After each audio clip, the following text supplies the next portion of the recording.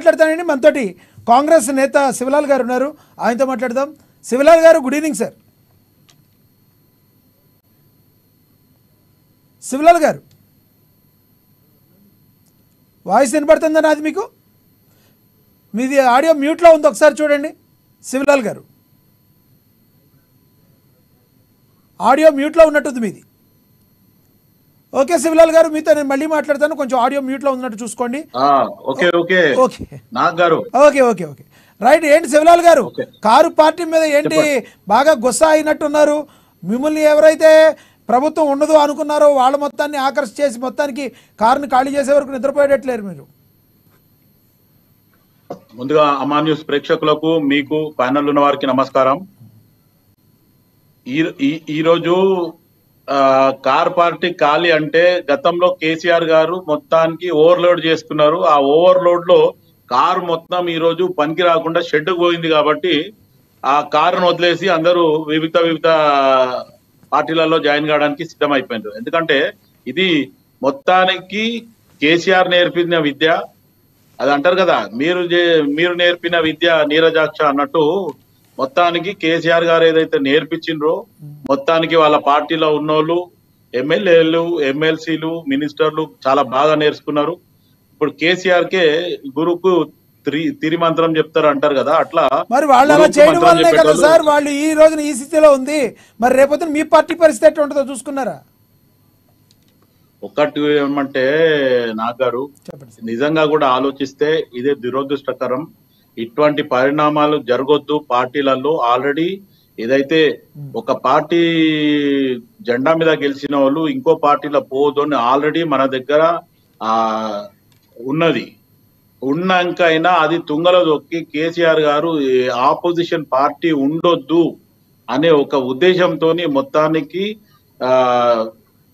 గతంలో ఆయన చేసిన దీనికి ఈరోజు ఖచ్చితంగా కాంగ్రెస్ పార్టీ అధికారంలోకి వచ్చింది. 9.5 సంవత్సరాలు కేసీఆర్ అండ్ కంపెనీ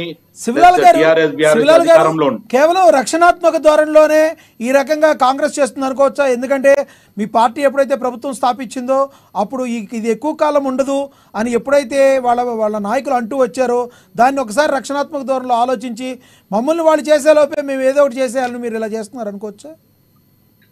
మొత్తానికి కాంగ్రెస్ పార్టీకి ప్రజలు పట్టం కట్టిండ్రు. కాంగ్రెస్ పార్టీ అధికారం 7 నెలలు అవుతుంది. కానీ ఈ రోజు ఇదే కార్ పార్టీ తర్వాత కమలం పార్టీ 2 పార్టీలు కూడా కాంగ్రెస్ పార్టీని కూలదోస్తాము. కాంగ్రెస్ పార్టీ 6 నెలల్లో ఖతమవుతుంది, 100 రోజులలో ఖతమవుతుందని పార్టీ అధికారంలోకి వచ్చిన మొదటి రోజు నుంచి కూడా ఈ మాటలు అనడం జరిగింది. ఆ పార్టీ ఈ పార్టీ 2 కూడా లోపాయి ఒప్పందకారాలు ఉన్నాయి. రేపు ఏ రకంగా ఇబ్బంది చేస్తాము అన్నందుకు ఈ రోజు కాంగ్రెస్ పార్టీ మేము గేట్లు తెరిచినాము. ఖచ్చితంగా మీ పార్టీ ఖాళీ అవుతుందని చెప్పి గతంలో ముఖ్యమంత్రి గారు చెప్పడం జరిగింది. ఆ తర్వాత ఇప్పుడు మొత్తానికి ఎవరైతే ఎమ్మెల్సీలు కానీ లేకపోతే మొన్న ఎవరైతే 6 మంది కాంగ్రెస్ పార్టీలోకి వచ్చిన వాళ్ళైనా వాళ్ళు మళ్ళా ఇంతకుముందు కేసీఆర్ నేర్పించిన విద్యనే ఇక్కడికి వచ్చి వాళ్ళు కూడా అనౌన్స్ చేస్తున్నారు. ఇప్పుడు కాంగ్రెస్ పార్టీకి మొత్తానికి ఏదైతే ఓకే సార్, రాజకీయాలు అయిపోయినాయి మీరు రేవంత్ రెడ్డి గారు అంటున్నారు, కానీ రాజకీయాలు అయిపోయి ఇక్కడ నుంచి ప్రజాపాలన మీద మనం దృష్టి పెట్టాలి, జిల్లాల వారీగా కూడా రేవంత్ రెడ్డి గారు పర్యటనలు ఉండబోతున్నట్టుగా తెలుస్తుంది అంటూనే మరో పక్క ఈ రకంగా వేరే పార్టీలోని వాళ్ళకి గేట్లు ఎత్తడానికి ఏ కోణంలో చూడాలంటారు ప్రధానంగా? నాగ్ గారు ఒక్కటి గుర్తుపెట్టుకోండి, ఏదైతే ప్రజాపాలన అని కాంగ్రెస్ పార్టీ ఏదైతే నినాదం తీసుకొచ్చిందో మార్పు కావాలి, కాంగ్రెస్ రావాలి, ప్రజాపాలన అన్న రకంగానే కాంగ్రెస్ పార్టీ ఏదైతే హామీలు ఇచ్చిందో హామీలు దిశగా అడుగులు వేస్తూ ఆ పని చేస్తూనే ఈ వచ్చిన వాళ్ళని కూడా, ఎందుకంటే వీళ్ళు మాట్లాడేది ఒకటే ఏమని, మొన్న లాస్ట్ మీటింగ్ లో ఏమనడం జరిగింది, మనం ఖచ్చితంగా పవర్ లోకి వస్తున్నాము, కాంగ్రెస్ వాళ్ళు టచ్ లో ఉన్నారని. ఇప్పుడు ఆ ఉద్దేశంతో అది ఉద్దేశంలో పెట్టుకుని ఈ రోజు కాంగ్రెస్ పార్టీ ఈ నిర్ణయం తీసుకోవాల్సి వస్తుంది. అదే కాకుండా రైతులకు రుణమాఫీ ఏదైతే ఆగస్టు లోపల చేస్తామంటే ఇదే హరీష్ రావు కూడా నేను రాజీనామా చేస్తా అని చెప్పడము, అప్పట్లో ఖాళీ రైతులకు రుణమాఫీ చేస్తే నేను రాజీనామా చేస్తా అని ఒక మంత్రి నెంబర్ పెట్టుకొని అమరవీరుల దగ్గరకు వచ్చి నేను ఇది చేస్తా అని చెప్పి మా అంటే రేవంత్ రెడ్డి గారు ఒకటి కాంగ్రెస్ శివలాల్ పార్టీ గారు, ముఖ్యమంత్రి మీరేదో అన్నారు వాళ్ళేదో చెప్పారని కాదు, కానీ మీరు ఇచ్చిన హామీలు అయితే చాలా నెరవేర్చాల్సినవి ఇంకా ఉన్నాయి. అఫ్ కోర్స్ మీరు వచ్చి 7 months 8 months అవుతుంది కదా, ఓకే. నిరుద్యోగులకు ఉద్యోగాలు ఇస్తామన్నారు, డిఎస్సి నోటిఫికేషన్ విడుదల చేస్తామన్నారు, చాలా ఉన్నాయి మీరు ఇచ్చిన హామీల్ని. ఎప్పటికి నెరవేరుస్తారు? మళ్ళీ ఓట్లు అడిగే టైంకి నెరవేరుస్తారా, లేదంటే జనరజిక్ పరంగా ముందే చేస్తారా? ఒకటి వినండి, ఆర్టీసీలో జాబ్లు ఆల్రెడీ మొన్న నోటిఫికేషన్ వేయడం జరిగింది. జాబ్ క్యాలెండర్ ప్రిపేర్ చేస్తున్నారు.